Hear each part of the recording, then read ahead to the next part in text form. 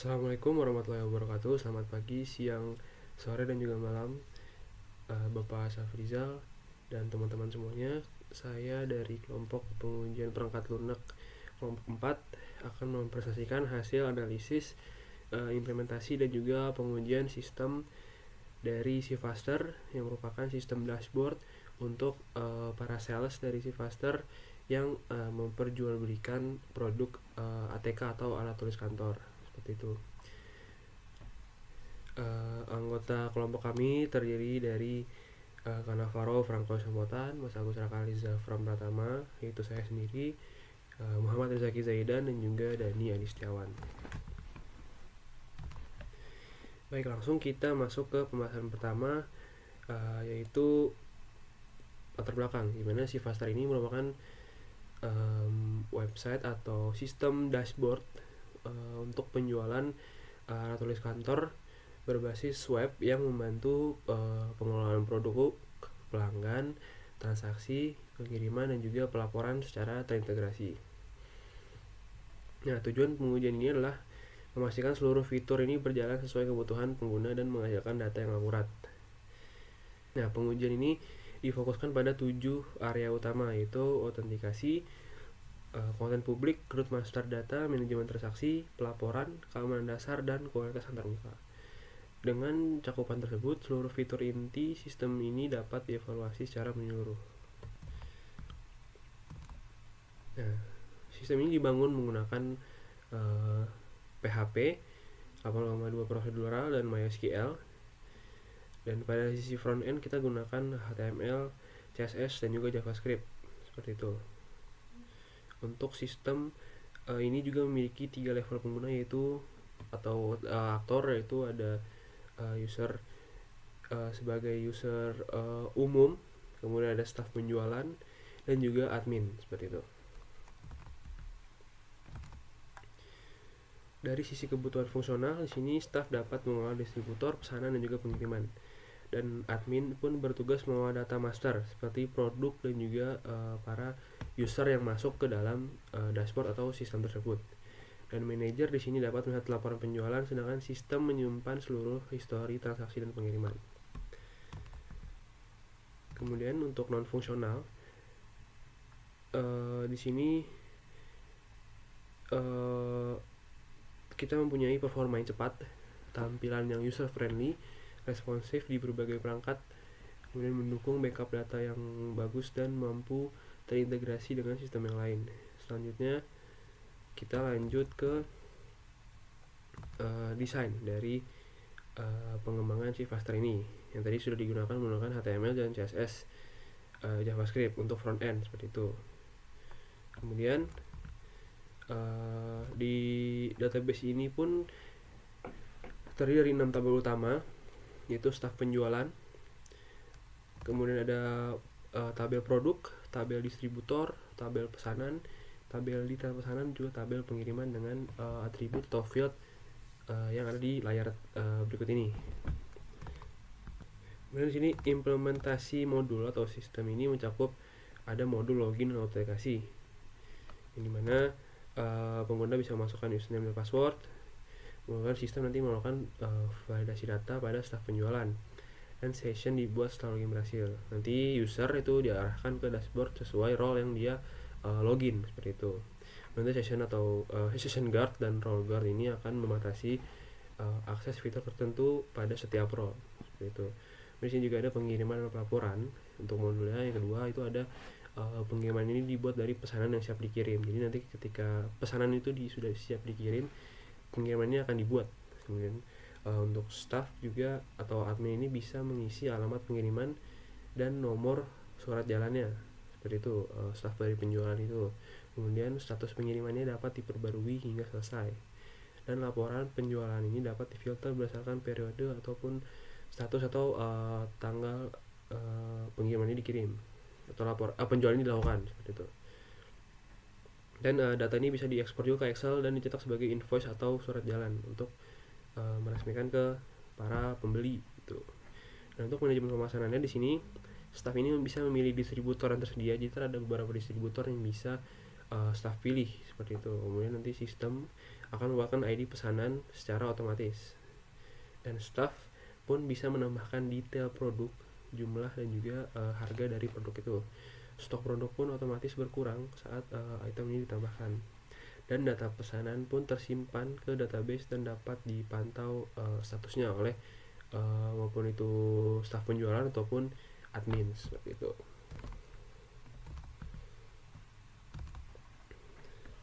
Nah, di sini kita langsung saja masuk ke dalam testing. Yang pertama itu ada black box testing, di mana kami melakukan 12 test case untuk menguji berbagai fitur utama tanpa melihat kode program. Jadi seluruh test case ini berhasil lulus atau mendapatkan pas seperti itu, sehingga fungsi sistem ini berjalan sesuai yang diharapkan. Misalnya di sini ada fitur homepage, login invalid, roll guard, transaksi dan juga ekspor. Dan di sini dari setiap fitur tersebut ada expected outputnya, yaitu contohnya homepage, mana produk terbaru tampil. Kemudian di sini untuk login valid itu masuk dashboard, kalau login valid itu gagal login, contohnya seperti itu.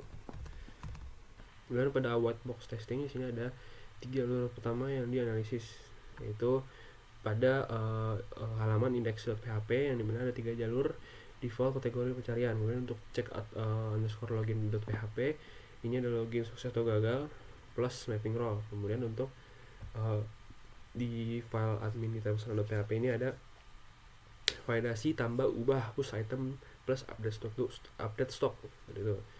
Di sini ada cyclomatic complexity yang dimana mereka setiap modul itu mendapatkan V atau G. Di sini itu indeks PHP-nya ada 3, login PHP ada 3, admin pesanan PHP 5, admin pesanan PHP 6, dan admin pengiriman PHP ini dapat 6. Gitu. Lanjut ke penekatan di test case-nya. Di sini ada beberapa teknik, yaitu equivalence partitioning, yang mana penerapan input valid atau invalid seperti itu. Kemudian apakah role ini admin ataupun staff. Untuk ada juga boundary value analysis, di mana kita membahas batas jumlah item, stok, dan juga panjang input. Kemudian ada decision table juga, di mana kombinasi keyword atau kategori. Jadi kita bisa cari juga tuh untuk keyword ataupun kategori, dan juga role versus access gitu. Kemudian ada state transition juga, yang dimana penerapannya itu perubahan status dari pending, kemudian bisa diproses, kemudian selesai. Itu nanti ada juga.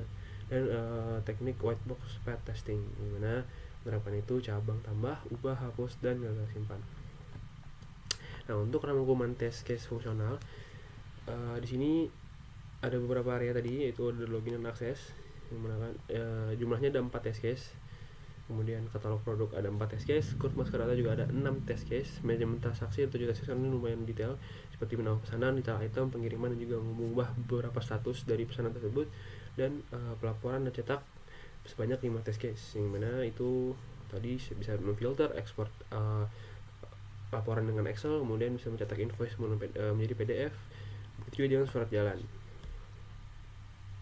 Di sini juga kita masuk ke user acceptance testing UAT. Nah, di sini ada 20 pertanyaan dan semua hasilnya berhasil mendapatkan hasil ya. Mencakup login dan logout, akses berbasis role, growth distributor, produk dan juga user, pembuatan dan pengelolaan pesanan, manajemen pengiriman, dan juga filter plus ekspor laporan. Nah, di sini kita lanjut ke regression dan OO testing. Nah, di sini regression testing ini mendapatkan sebuah skenario. Semuanya wajib dijalankan ulang saat ada perubahan. Seperti ini contohnya: autentifikasi, session, role, code master, transaksi, pelaporan, dan juga dashboard. Gitu. Dan untuk object oriented testingnya itu ada 10 unit fungsi dan semuanya itu berhasil atau lulus seperti itu. Nah, lanjut ke metrik kualitas OO. Nah, di sini metriknya ada beberapa, itu ada coupling, cohesion, complexity, reusability, dan DIT atau NOC. Nah, di sini setiap metriknya ini mempunyai nilai, seperti coupling yang mempunyai nilai sedang sampai tinggi, cohesion memiliki nilai sedang, complexity memiliki nilai sedang sampai tinggi, reusability memiliki nilai sedang, dan DIT atau NOC ini tidak memiliki nilai sama sekali, jadi tidak ada kelas domainnya. Kita lanjut ke pemeliharaan sistem. Nah, di sini ada 7 area pemeliharaan. Database, di mana validasi integritas dan backup berkala, monitoring error, log PHP, audit query gagal, monitoring session dan juga laporan, backup, kemudian ada perbaikan bug, update tampilan, keamanan seperti password hashing, prepare statements, dan juga evaluasi nih sebagai fungsi kecepatan, stabilitas, dan keamanan dari sistem tersebut. Nah, kesimpulan adalah si Faster ini memiliki fungsi inti yang jelas pada area katalog, autentikasi transaksi dan juga pelaporan. Pendekatan pengujian yang diterapkan itu tadi ada black box, white box, UAT, regression, unit test, dan juga smoke test yang sesuai dengan yang diperintahkan oleh Bapak Safriza. Kemudian kelemahan ditemukan ini penggunaan raw SQL ini beresiko SQL injection, passwordnya juga disimpan dengan plain text, dan juga belum ada arsitektur kelas domain. Dengan kelebihan juga yaitu struktur modular per halaman ini memudahkan pengujian dan pemeliharaan bertahap, dan juga seluruh test case ini fungsional dan UAT-nya itu semuanya lulus. Nah, di sini kita sudah masuk ke dalam demo ataupun demo dari dashboard sistem si Faster. Nah, di sini sudah saya jelaskan sebelumnya tadi gimana si Faster ini adalah dashboard untuk khusus untuk sales dari perusahaan si Faster ini yang memperjualbelikan produk alat tulis kantor. Nah, di sini kita akan masuk ke login staff, yang dimana di sini sesuai testing tadi, misalnya kita login sebagai, nanti kita akan login sebagai admin dulu, sales admin 1, 2, 3. Nah, di sini kita login masuk langsung ke dalam dashboard dari role admin. Nah, di sini bisa dilihat akan ada perbedaan nanti dengan role dari staf penjualan. Dan di sini di admin itu admin bisa mengubah data master. Dari sini data master ada 2 nih, data user dari si Faster ini dan juga data produk. Nah, di sini misalnya kita masuk ke data user. Nah, data user ini kita bisa masukkan nih. Misalnya ada user atau pekerja baru, staf penjualan baru yang datang ke si Faster. Nah, admin ini bisa langsung mengisi user baru untuk supaya si staf penjualan ataupun user tersebut bisa login ke dalam dashboard. Nah, produk. Nah, data produk ini juga bisa diisi ketika kita mau ngisi produk. Nah, misalnya ada produk yang masuk nih dari distributor yang baru, kita bisa masukin. Nah, di sini daftar produknya beberapa sudah banyak banget daftar produknya di sini juga. Lanjut ke data distributor. Nah, di sini misalnya ada distributor baru yang ingin mendistribusikan produk kami, misalnya produk dari si Faster untuk dibeli. Nah, di sini kita masukin dulu nih mereka beli dari mana. Dan di sini data pesanan, dan di sini yang lumayan kompleks juga. Di sini ada ID pesanan yang dimana di sini auto generated. Di sini ID akan dibuat otomatis setelah disimpan. Nah, jadi misalnya nih ada tanggal order tanggal segini. Kemudian kita pilih distributornya, misalnya tadi udah kita isi toko Basara, dan di sini data masih pending karena kan tadi masih baru order kan. Kita simpan pesanannya. Berasal disimpan dengan ID berubah. Nah, di sini itu masih pending. Ya kan? Di sini juga ID-nya pun langsung auto generate dari mana, dari di sini ada data distributornya dan juga data pesanannya. Di sini juga ada generate invoice nih. Yang dimana di sini daftar dengan pesanan dengan status pending, ini kan masih pending. Dia akan muncul di sini karena akan dicetak invoice-nya lalu dikirim ke distributor. Nah, di sini bisa dilihat masuk kayak invoice-nya.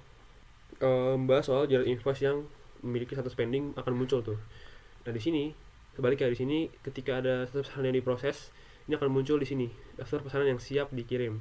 Jadi nanti kita tinggal klik ini aja nih. Ini ada form buat pengiriman, kita klik ini langsung terisi nih semua form buat pengiriman. Kemudian di sini ada nomor surat jalannya, tanggal kirim, alamat tujuan, langsung keisi semua. Dan di sini tinggal pilih nih pengirimannya pending, dikirim atau terima. Misalnya kita masih pending dulu, simpan data pengiriman sudah dibuat, dan di sini akan muncul di sini kan statusnya masih pending. Nah, di sini kita bisa cetak surat jalan juga tuh. Oke. Dan untuk laporan penjualan di sini 25. Nah, misalnya kita tampilkan. Nah, di sini ada 12 transaksi sudah saya testing banyak juga. Masuk nih, total omsetnya 22 juta dari beberapa transaksi yang ada di sini. Kita buat pesanannya, beberapa stok pun juga sudah berkurang juga nih. Misalnya ada 5 rotoralis yang terjual, misalnya PSO2B di sini terjual 750 stok. Kemudian untuk buku tertulis juga terjual 600 stok, contoh seperti itu. Di sini juga kita menampilkan grafik penjualan harian juga nih, dari bulan segini sampai bulan tanggal segini, misalnya gitu. Dan juga di transaksinya di sini. Jadi, kurang lebihnya seperti itu. Oh ya, di sini juga kita bisa logout dulu. Nah, di sini logout. Nah, kita coba logout dan masuk sebagai akun sales biasa.